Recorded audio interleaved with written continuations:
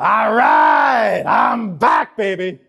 And for those of you who don't know me, my name is Matt Walker. I'm the producer on DMC5 SE. We here at Capcom are super excited about the possibilities that the power next gen enables for us.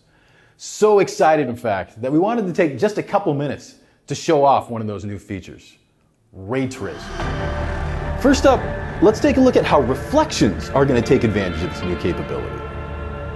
Thanks to ray tracing, we're going to be able to now calculate what should be seen when looking at any reflective surface. And as you can see here, it's going to be done dynamically, just as we can see with Nero and the balloons.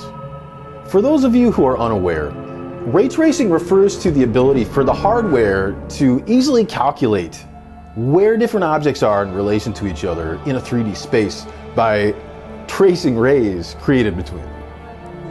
In terms of DMC5 SE's graphical upgrades over the original DMC5, this is going to enable us specifically to create more realistic reflections, as we see here, and lighting.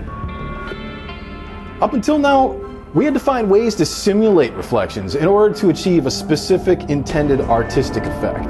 But now, we have more power. And that power allows us to break past the limitations that we had in these previous implementations. Next up, lighting. As with the reflections, ray tracing is also going to help us trace light rays as well.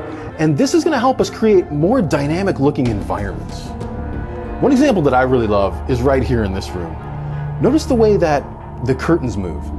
And as the curtains move, it affects the light shining through the window.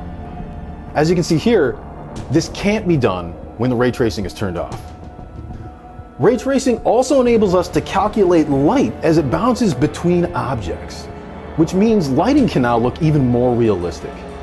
And as you can see here, this is going to be most pronounced as you look at the environments of DMC5 SE. The power of Next Gen is going to give players the choice to experience ray trace graphics at 4K 30 frames per second, 1080p 60 frames per second, or turn off the ray tracing and experience the game at frame rates up to 120 frames per second. Once again, ray tracing is only one of the upgrades that Next Gen is going to enable for us. In addition to the high frame rates that I just talked about, loading times will be greatly reduced. Audio will be even more immersive thanks to new upgraded spatial 3D audio tech.